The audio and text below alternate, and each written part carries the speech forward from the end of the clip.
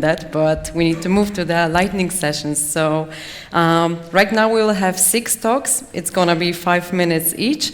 And in order to help the speakers control the time, I will be controlling the time, and whenever 5 minute elapses, I will start to do the clapping, and I will ask you to join me in the clapping. So it's going to be like a smooth interruption. And for the speakers, one note, you just come here, plug in your laptop, and here's a mic so that you can take it. And yeah, our first Lightning Talk session speaker is Chikahiro Tokoro. So please give a warm welcome.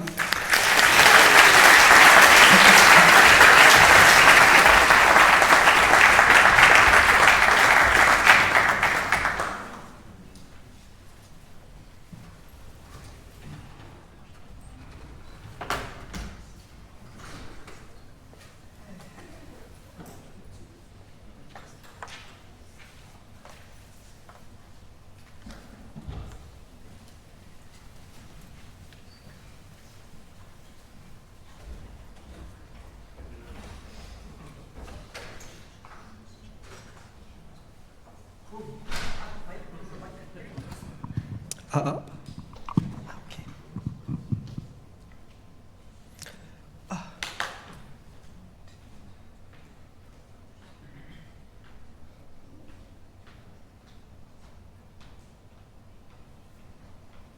Do you see? Yeah? So let's start. Already? Ooh, really? Oh my God. Okay. So let's talk about for the open source. This is I already gave another talk for the open source. And then here, like, are you interested to create an open source? Do you want to know what to build, not how to build? A lot of people talk about how to build, but what to build is also important, especially for this era, because AI. So how to build more bit cheaper. So then let's find a good problem to solve. To think about it, do you know this diagram called Eisenhower matrix to categorize how to task and importance and urgency. So here is a good one. It's important but not urgent. It's often not implemented, but was to solve because it's important. And generic enough. That means it's high potential to broad adoption. The other one is check the other solutions, and then if you see, oh, I can make it better, then this is maybe your choice. I have one example. This is I already gave in the Eurocode about the talk in some anonymized database. Masking is my open source. By the way, it's a good talk. So to ingest, it's to preventing database incident. Back to the diagram. This is important but not urgent because database incident. It's very severe damage, but should not happen often. And also, there's another way to solve. And it was generic enough because when I released this gem, it's still ranked top 6% of the download ranking. And I saw many places to be, saying the database incident. And when I checked this one, so no open source is following the Unix philosophy and in the good quality. That's why I made it. Another example. This is my friend. He's one of the great programmer I've ever seen. He made almost every month to the open source when I work together. For instance, so when he sees an active record and you don't know where to this SQL to code, and he made a gem, now you don't need it because layers have this feature, but back then they don't have it. And if you see him the problem for the deployment for the YAML, for the AWS KMS, he made a gem for the encryption of the YAML. And for something for the batch process, for the group one, complicated for the batch process, he made open source, etc., etc. Oh, he has like 200 gems, and he's a really great programmer. The other one, you know him, right? DHH? And he's the owner of the 37 signals. He made a base camp. Rails itself is an abstraction of his product. So then now highly adapted. It's coming from real problem. Another strategy I can introduce here, find your own problem. What does it mean? Follow the passion. MuTh, you know him. He made a Ruby. You know why? I love programming languages. He wanted to have his own programming language. That's the whole purpose of the Ruby. And Charles, he's here. He has a great workshop after next time. So then he made JRuby, and I asked him, why did you make it? he said, I fall in love with Ruby. And Linux. And he made a Linux. And the others? One more?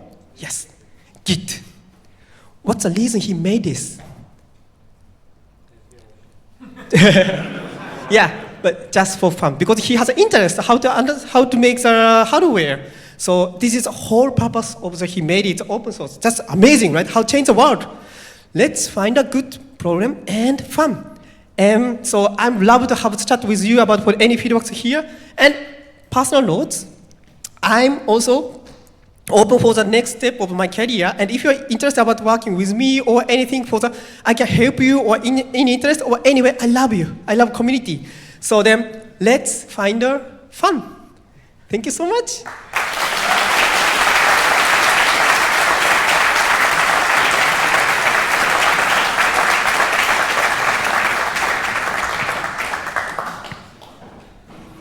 Thank you so much. I'll keep it for the next speaker, who is Łukasz Reszke.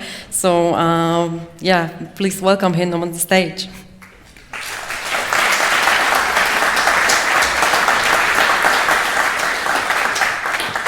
And while Łukasz does the setup, I will say the names of the next speakers so that you can start preparing. It's going to be Fabio Sangiovanni, Radan Skorić, Dave Thomas, and Klaus Weidinger.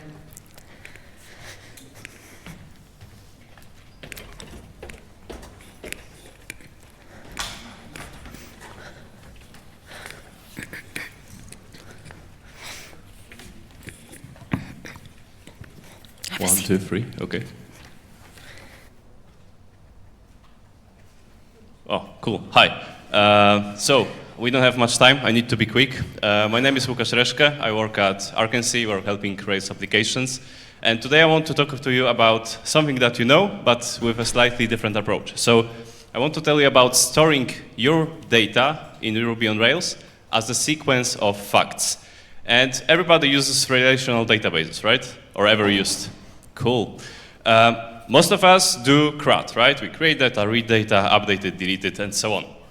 And I hope you agree that every change of our entity, of our row in the database is state override. So we have to admit that some information is lost, right?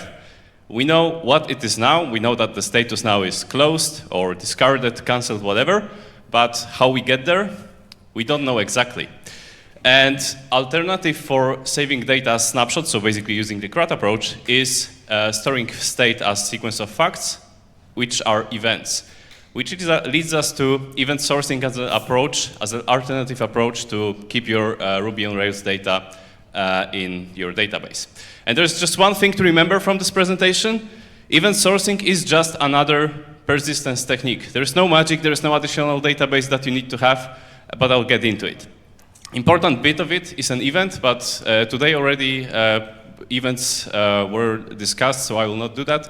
But they are kept in the event store. In our case, those will be this will be a table in your Postgres or whatever, and it's an append only log. It's immutable, so once the event is appended, it will not be possible to edit it, which is quite cool.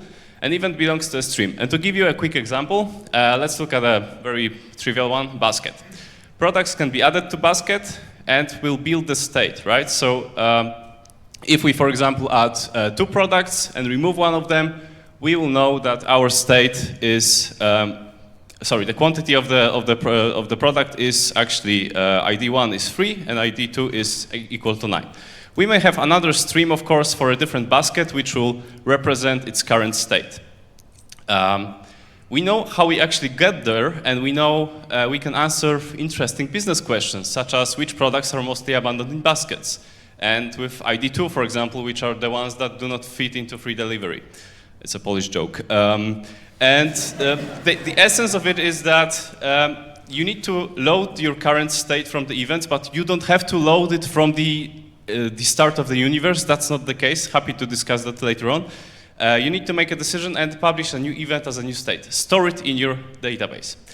Events with streams can have one-to-many relationship, and you may consolidate events into streams to answer interesting business questions. For example, you may have orders from 1st of July 2025, and you may just see what happened on that specific day, right? This allows product, once again, or business to ask more interesting questions, like who was interested in product X but didn't get it, right? You can just get this information because you see the event, you have a metadata, and you know which users did abandon the products, didn't buy them. And many more questions, interesting one from your business domain. And as I said, you don't need additional database. There is Race Event Store backed up and maintained by Arkency, and it's already 12 years old, so 12 years old. So in 4 years, it's gonna be able to buy fermented alcohol legally in Austria. Just check that. And it's based on the database that you already used. So Postgres, MySQL, SQLite, we got you. There's just some implementation details, but I want to come with into a short case study. So if you have a shipment, for example, one of our clients does cargo management, and they deal with a lot of shipments in the warehouse, they get it in, get it out, right? And sometimes they need to pack the shipments, and if there is an issue packing, so for example, clients make a mistake in the order, they pack it, unpack it, and pack it again in a slightly different configuration, what we end up in the database is that we know that it's packed currently, right? But it will be built for packing just once, and we should do it twice if that was client's mistake, right? And this is where event sourcing is really helpful. And other benefits, state change history records are recorded as sequence of events. There is no data loss. You have auditability for free. And this is, for example, the case study, right? If you read it from the bottom, you can see that the shipment was packed, unpacked, resecured, moved somewhere else, and then packed and checked out. This gives you a reason to bill it twice, which is quite good, if you ask me. You can reconstruct your state and answer the interesting business questions, as I said, and it makes debugging easier because you can actually see what's happening in your system. And you don't have to apply it globally. You can apply it locally where your business is in the core domain, right? So if there's super important part of your domain that needs those benefits, this is where you apply it. Check it out at raceeventstar.org. Thank you.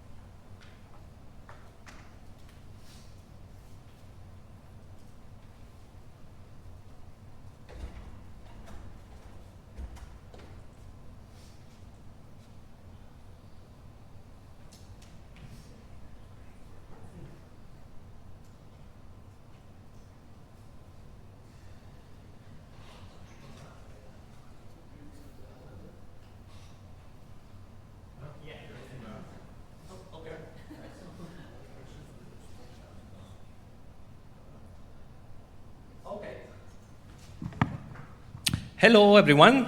I'm Fabio Sangiovanni. You can find me basically everywhere on the internet with the handle Call Me Sangio, and I am European. I think you can guess where exactly from the emoji. Today I want to talk to you about a project of mine which I'm very proud of. Its name is Lovli, which is a lovable URL shortener. You can find it at lovely.fyi or by scanning the QR code. Yeah, so this is basically how it looks like. It does everything you would expect a service like this to do. You type in a long URL, press a button, and it gives you back a short URL. which is pretty cool, I think. It basically blows my mind away every time I use it, so yeah. And Lovli comes with a couple of companion projects, which are a command line tool to shorten URLs in your terminal, and a couple of browser extensions for Chrome and Firefox. Sorry, Safari, not there yet. So you can right-click on any link on a page and shorten it with Lovli. But the real question is, does it really make sense today in 2026 to build something like this? I'd dare to say yes, because Lovely has been defined as, I quote, a love letter to the small retro web, to when we used to go to the internet to find solace from reality, and not the other way around, but ultimately an act of rebellion. And that was me all the time, but I think it still counts, yeah? Okay.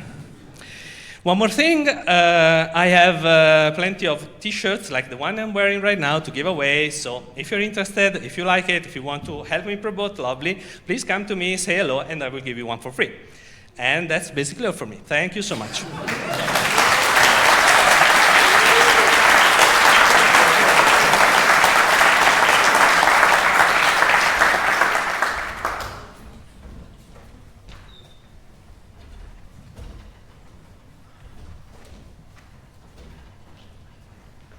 And while Radan does the setup, just a quick info that following Radan we'll have Klaus and then Dave at the end.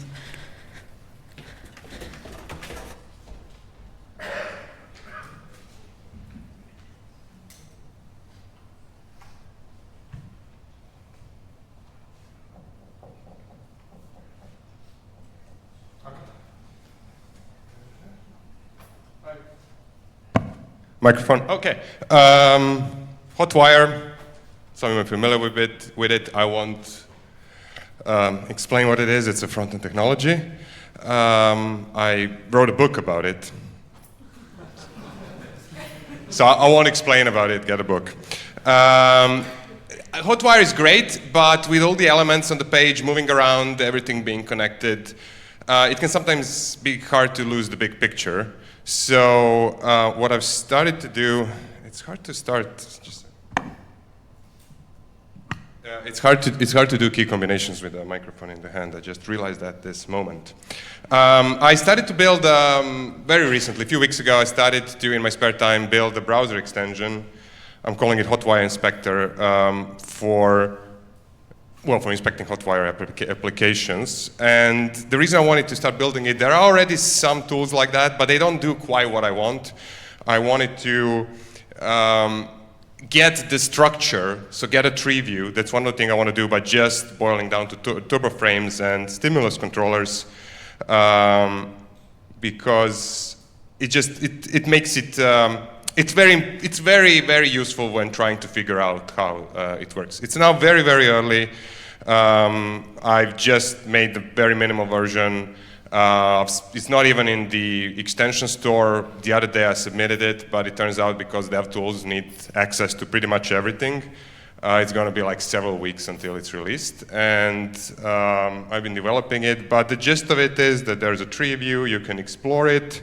I've also added, you can pull out controller instances, which is useful for inspecting it as you go. And it works also on more complex sites. This is the site that I work on during the day job. And again, with the keystrokes. I should have anticipated this. It also gives you a little bit more complex structure. It's built. It's also, I'm showing it in Chrome, but I'm using relatively modern framework. So it compiles for both Firefox and Chrome. It's going to be available. And a very quick overview. I was surprised. I thought I didn't do it because it's easy. I did it because I thought it was going to be easy. Turns out browser extensions there's like just to get this instance of the stimulus controller, it starts in the panel, which sends a message to the background script because Firefox doesn't allow the panel to communicate with anything else. That sends it to the content script, which sees the DOM but doesn't see the JavaScript world, which then injects a script inside the page, which also then finds the stimulus controller.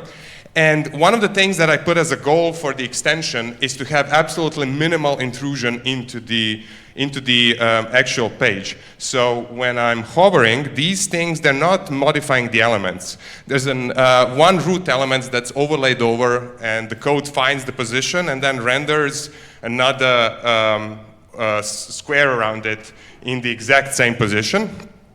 And also, when it's referencing any object, it's using a weak reference so that it can still be garbage collected, and a few of those other things. And that's a goal I want to keep, where there's absolutely minimal intrusion into the application space, so it's just observing from outside. It's on my GitHub. I also have a blog, and if you were on Yuruko, you might remember this. And I have a minute left. I want to give this minute to Dave Thomas. And Dave, just please remember this during your 1 hour long closing keynote today. Thank you.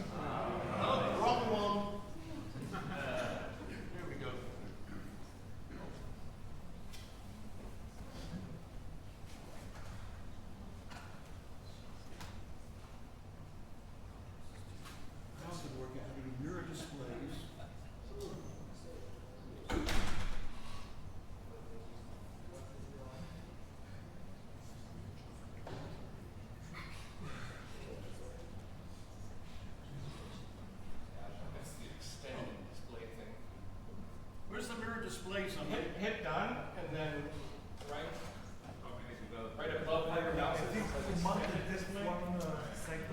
Here, you do that.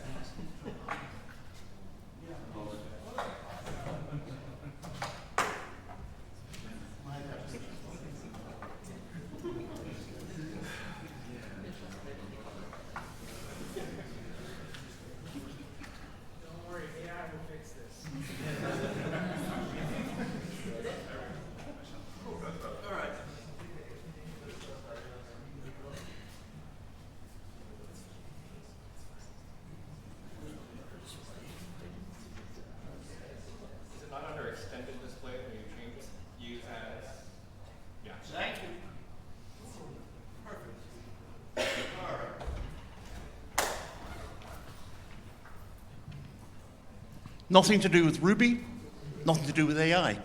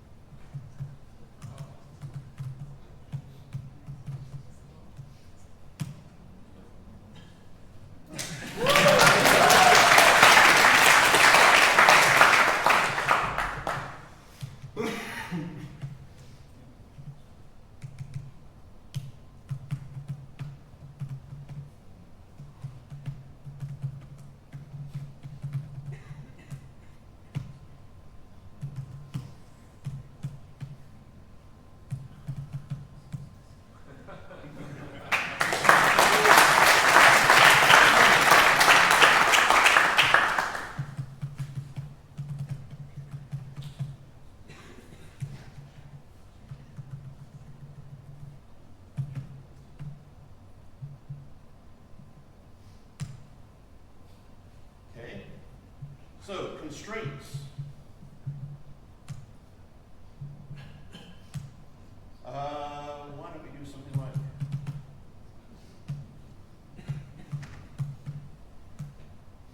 that? Now we have animation. Wow, pretty cool.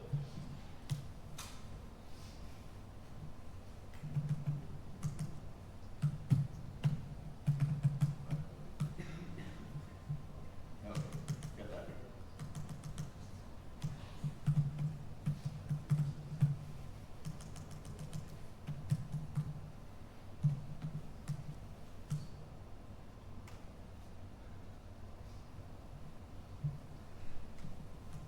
I can't remember my own syntax. All right. So this is an extension of the PIC programming language from 1975, which I've always loved. It is a constraint-based layout language, and so by default here, we're just basically going left to right with New York down, whatever else. And you'll notice that when I animate this box, the little line animates those constraint between them. So using this, we can do things like draw a nice state machine, and it's code, which is nice. And it's actually not just descriptive code; it's actually algorithmic code as well, as we'll see in a minute. Diagrams, a bit nicer with Mermaid, somewhat more complicated diagrams. We can do things like this. And then if I press play. And that is the actual drawing of it. This is a function that draws the tooth. This actually creates the gear by saying number of teeth dot times draw a tooth. And that actually is also going to be the animation part. And then down the bottom here, I say the start of the actual animation, the overall animation, is wherever we are now in the timeline, which is why it draws and then pauses. And then I just say, okay, now rotate it by 360 degrees, and then rotate it back again. And that's that. You can do pretty things. What did you show? It's got themes and palettes, which is nice because I am horrible at choosing colors, so it just doesn't for me. You can draw some cool stuff with it. So this is all made up of that shape. And then if we draw 2 copies of it, we get that. 3 copies, it starts to get interesting. 5 copies, it gets more. And we keep going. And if we get to like 50 or so, you can actually get some quite fun figures out of it. And that's the entire code that does that. So that's not too bad. It has ranges, and ranges can be numbers, positions, colors, and a few other things. And so here I've got a range between a base color and that same color rotated 120 degrees around the circle. And I want to interpolate it in 20 steps and set the row color to be that. And then I'm doing the same from the row color up to the end of the thing, so we end up with a gradient going both directions. can do stupid things like this. But the one I like is kind of fun is the obvious one, which is your friend the powers of annoy. Because I always wanted to be able to illustrate the code, but actually just write the code and not do anything else. So if you look down the bottom of the source here, is that big enough to read? Yeah. Okay, so here is our towers of annoy function. Okay, so it's just a function that takes the number of disks from 2 and an intermediate disk, and if there's more than 0 to move, it does the typical annoy item. So that's just annoy, right? And that's all there is to it. And then we start doing some of the animation up here. Move disks is the thing that actually moves the disks back and forth. And you'll notice all it does is it takes the disk from the top of the from pile and it moves it up to the top of the disk, up to the top of the